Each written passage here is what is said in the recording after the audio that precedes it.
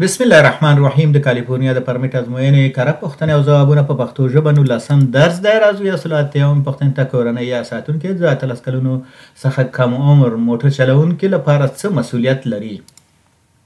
د ډرایورۍ د زده کړې مسؤلیت، د مالی مسؤلیت او د پیښې تاوان ورکول. یوازې د بیمې لاسلیک کول.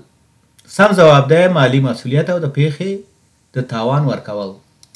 راځو یو سل دوه اتیاومه پوښتنې ته د موټر شاته وضعیت څارلو لپاره تاسو باید څه وکړئ؟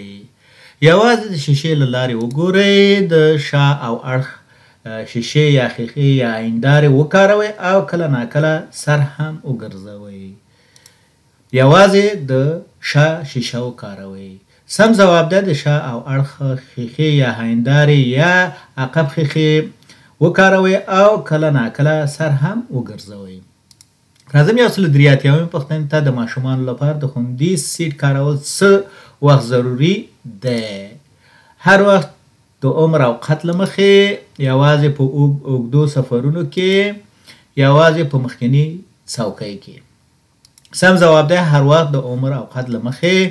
راځو د تیز باران یا واورې په وخت کې د لید وړ واټن څو فوټه دی چې باید سرعت تر 10 مایله پر اور زیات نشي؟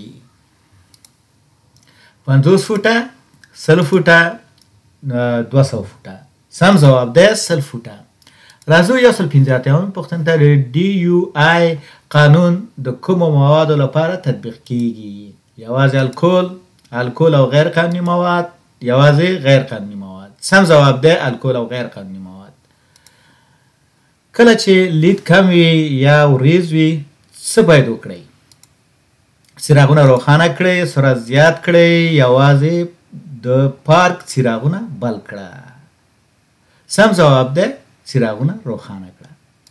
راځو یو سل اوه اتیاومې پوښتنې ته د نو پارکینګ نښه څه معنا لري؟ پارکول منع دي، یوازې توقف یا درېدل روا دي، پارکول هر وخت روا دي. دلته مثال دا ګوره نو پارک دغه علامې مې درته راوستلې که کله چې تاسو دغه علامې ګورئ یا د دې په شان نورې علامې ګورئ لکه دلته ځان ته لیکلي چې نو پارکینګ، نو تاسو کولی شئ یا مثال په پارک پی لیکلی دغسې نو ټکس سرنۍ متن نه نو دغه د څه معنا لري چې دلته پارک کول منع دي. یو سل اته اتیاومه پوښتنه که د پولیس افیسر درته اشاره وکړي څه باید وکړي؟ په خوندي ځای کې ودرېږه، سرعت زیات کړه، له هغې تېښته وکړه.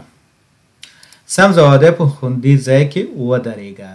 راځو یو سل نهه اتیاومې پوښتنې ته د نابالغو لپاره د موبایل کارول د موټر چلولو پر مهال څه وخت قانوني دي؟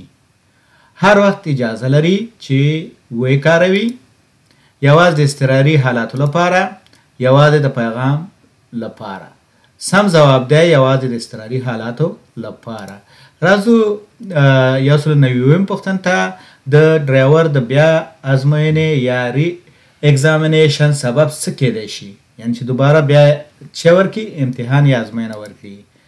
د عمر لوړوالی، د موټر نوې ټکنالوژي، فزیکي یا ذهني ستونزه. سم ځواب دی فزیکي یا ذهني ستونزه. دا یو سل نوي پوښتنې. الله تعالی دې وکړي چې د دې درس نه څه اندازه ګټه پورته کړې وي او تاسو کو پوهیږئ چې بل څوک هم دې ته اړتیا لري نو دا ویډیو سره شیر کړئ. که دا ویډیو مو خوښه شوه نو لایک یې کړئ او د نور سره هم شریکه کړئ او که چینل هم تر اوسه نه سبسکرایب کړئ نو مهرباني وکړئ چې سبسکرایب یې کړئ. یوسف اسکل ټیک ته ښه راغلاست.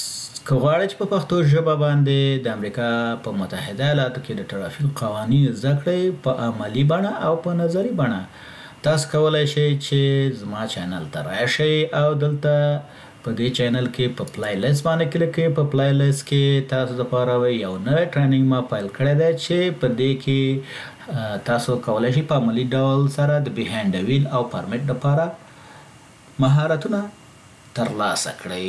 دلته که راشئ په دې باندې کلیک کړئ، دلته وګورئ مثال دا د پښتو ژبې دپاره دا معلومات دي، دا ټریننګ دی چې مثال تاسو کولی شئ چې دلته وګورئ تشریح ده، او انځورونه دي، ویډیوګانې دي، پوښتنې دي. که دلته وګورئ تاسو په دې چینل کې دا مثال د انځورونو برخه ده، او دا مثال د تشریح ده. مثال هر سوال تشریح شوی دی او بیا په عملی ډول سره تاسو کتلی شئ. مثال دلته دا انځورونه په انځورونو کې ښودل شوي دي او دا عملي ویډیو ده چې مثال تاسو کولی شئ په عملي ډول سره وګورئ. که تاسو په دې اخره برخه کې راشئ دلته وګورئ نو پوښتنې او ځوابونه په دې کې هم شامل دي. که چیرته مو دا ویډیوګانې خوښې شوې او مثال تاسو پوهیږئ چې نور هم دې ویډیوګانو ته اړتیا لري چې په امریکا کې د ټرافیک قوانینو باندې پوه شي، نو دا ویډیو حتما د هغوی سره شریکه کړئ.